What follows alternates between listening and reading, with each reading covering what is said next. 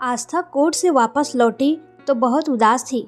आज कागज के एक टुकड़े पर एक शाइन ने उसे और मयंक को हमेशा के लिए अलग कर दिया था। थके कदमों से अपने कमरे में जाकर बेड पर बैठ गई। भैया और माँ भी उसके पीछे पीछे आ गए। माँ तो खामोश थी, पर भैया कहने लगे, चलो ठीक हुआ उस धोखेबाज आदमी से पीछा छूट गया। अब तुम आराम करो, शाम को मिलते हैं। ये कहकर वह बाहर चले गए और माँ भी उनके साथ चली गई। आस्था सोच में डूब गई कि अब वह क्या करेगी। सब कुछ दोबारा शुरू करना आसान नहीं होगा। उसने तो मयंक के बगैर जीने के बारे में सोचा भी नहीं था।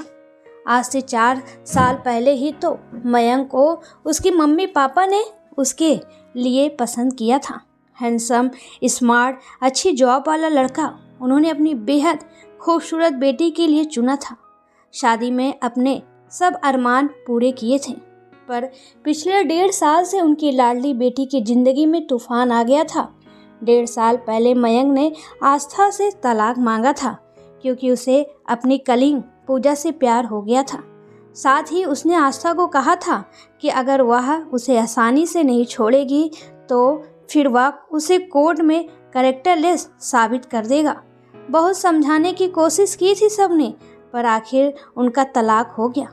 आस्था आज अपनी व पूजा की तुलना कर रही थी। पूजा स्मार्ट, सुंदर व अच्छी जॉब में थी और वह एक हाउसवाइफ थी जिसे अपने घर को सजाने संवारने व मयंक की ज़रूरतें पूरा करने से मतलब था। पर अब सच तो यह था कि वो एक तलाकशुदा थी। आस्था ने मैथ से ऑनर्स किया था। उसकी स्कूलिंग भी अच्छी थी, पर जॉब का एक्सपीरियंस नहीं था। भैया की मदद से अच्छे स्कूल में जॉब मिल गया था। तलाक को 6 महीने बीत चुके थे। मयंक के घर पर उसके कुछ ज़रूरी पेपर्स व सामान रह गया था। उसे लाना चाह रही थी, पर माँ भैया तो जाने नहीं देंगे और क्या पता कि मयंक उन्हें फेंक दिया हो। उसने मयंक को फ़ोन किया। हेलो मयंक, मेरे कुछ पेपर्स व सामान वहाँ हैं, क्या तुम मुझे दे सकते हो? उसने कहा, अभी मुझे टाइम नहीं है, संडे को आकर ले लो। संडे को नैना से मिलने को कहकर वहाँ पहुँच गई। शायद वह मयंक को देखना चाहती थी। अभी भी उस इंसान के लिए मन में कुछ तो था। उसे यह भी दिखाना चाहती थी कि उसके छोड़ देने से वह मरी नहीं, जिंदा है। घर की दहलीज पर कदम रखते ही पैर कांप उठे। डोरबेल बजाई तो दरवाज़ा नहीं खुला। थोड़ी देर बाद दोबारा बजाकर वापस लौट रही थी कि मयंक ने दरवाज़ा खोला तो आस्था बोली कि पेपर्स व पिंक कलर का बैग दे दो, अलमारी में रखा है। मयंक दरवाजे से हट गया। अंदर आकर ले लो, मुझे नहीं पता है। अंदर आई तो उसका दिल भर आया। वो घर जिसे उसने सजाने संवारने में अपनी जान लगा दी थी, आज वह अस्त व्यस्त पड़ा था। वह अपने पेपर्स व बैग लेकर बेडरूम से बाहर आई तो मयंक के सामने रख दिया और कहने लगी कि चेक कर लो, कहीं कुछ चुरा ना लूं। वो धीरे से बोला कि सब कुछ तो तुम ले गई, नींद, चैन, खुशी, सब कुछ। अच्छा चलती हूँ, मयंक ने कहा। थोड़ी देर बैठ सकती हो? आस्था उसे देख रही थी कि जब से वो आई थी मयंक ने एक बार भी उससे नजरें नहीं हटाई थी। वो बीमार सा लग रहा था। वो बैठ गई और बोली, माँ कहाँ है और राम सिंह कहाँ है? भाभी को बेटा हुआ है तो माँ वहाँ गई हैं, राम सिंह गांव गया है। आस्था बोली, तुम ठीक नहीं लग रहे हो? हाँ, मुझे 3 दिन से फीवर है। कुछ खाया? सुबह दूध लिया था, कुछ बना दूँ? दवा कैसे लोगे? वह किचन में गई। बड़ी मुश्किल से सामान खोजकर खिचड़ी बनाकर लाई और उसे खिलाकर दवा देकर बोली, अब मैं चलती हूँ। अगर बेटर फील न हो ऑफिस से छुट्टी ले लेना और पूजा को बुला लेना। उसके जाने के बाद मयंक सोच में डूब गया। पूजा और आस्था की तुलना करने लगा कि एक कितनी सेल्फिश व डोमिनेटिक है तो दूसरी अपना सब कुछ समर्पण कर देने वाली। उसने खुद ही हीरा ठुकराकर अपने लिए काश को चुना था। किस तरह बताता कि पूजा तो कल फ्लाइट से अमेरिका गई है 3 महीने के लिए। अगले दिन मयंक ने आस्था को फ़ोन किया, कुछ देर के लिए घर आ सकोगी? आस्था बोली, देखती हूँ। स्कूल की छुट्टी के बाद 2 बजे वह पहुँच गई। अब तुम्हारी तबीयत कैसी है? पहले से ठीक हूँ। मयंक उसे अपलक निहार रहा था। पिंक कलर की शिफॉन की प्लेन साड़ी में लिपटी हुई वह बेहद खूबसूरत लग रही थी। उसे याद आ गया कि जब भी वह लाल शिफॉन की साड़ी पहनती थी तो वह कहता था कि तुम्हें तो मेरी ही नज़र लग जाएगी। कुछ खाओगे? आस्था ने पूछा। हाँ, पीली दाल चावल बना लो, एक ज़माना बीत गया है तुम्हारे हाथ का खाए हुए। आधा घंटे बाद दोनों डाइनिंग टेबल पर थे। मयंक ऐसे खा रहा था कि जैसे मुद्दतों बाद खा रहा हो। खाने के बाद आस्था किचन समेटने लगी तो मयंक ने उसे आवाज़ दी, उसे छोड़ दो, थोड़ी देर बैठ जाओ। वह आकर बैठ गई। बहुत खूबसूरत लग रही हो। क्या पहले नहीं थी? वह खिलखिलाकर हंस पड़ी। मयंक उसे देखता ही रह गया। उसके आने से उस घर में जान आ गई थी। फिर आस्था अचानक गंभीर हो गई, कहने लगी कि मुझे यहाँ नहीं आना चाहिए। मैं महसूस कर सकती हूँ कि पूजा को कैसा लगेगा। जब किसी की वजह से किसी का घर टूटता है तो कैसा लगता है। आगे क्या सोचा है तुमने?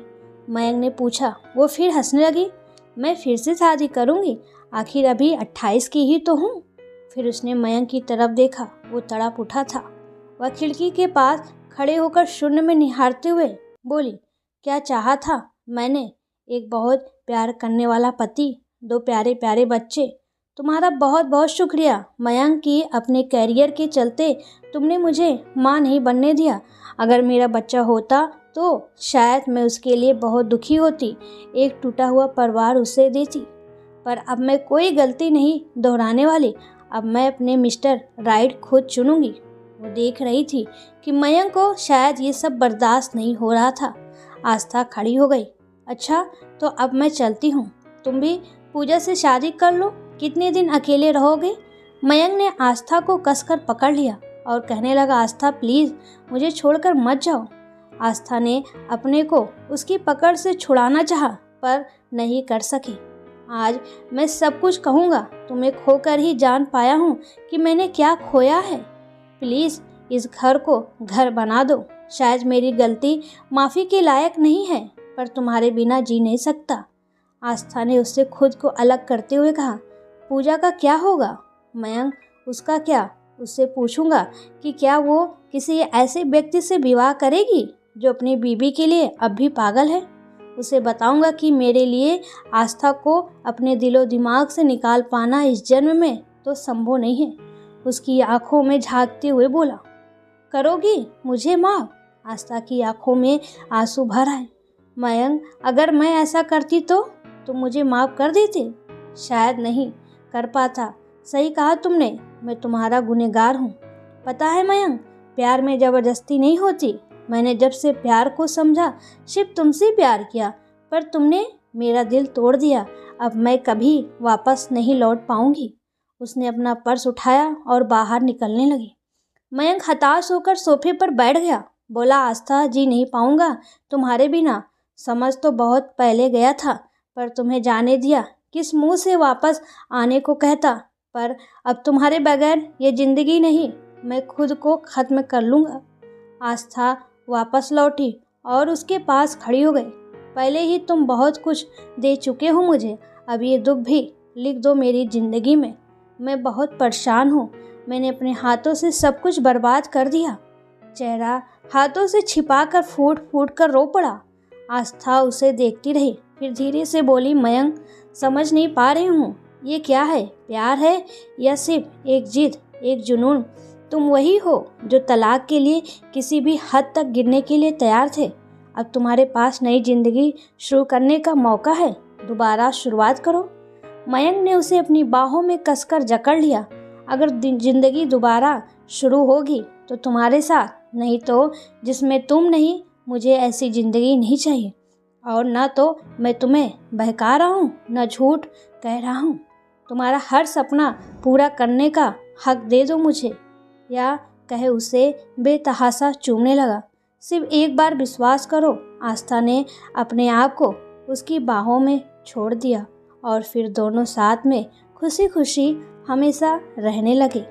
दोस्तों, ये तलाक के बाद एक नई शुरुआत थी। तलाक किसी भी रिश्ते का अंत होता है, पर अगर गलती का एहसास हो तो दोबारा पहल की जा सकती है। आपको ये कहानी कैसी लगी प्लीज़ कमेंट में ज़रूर बताएं।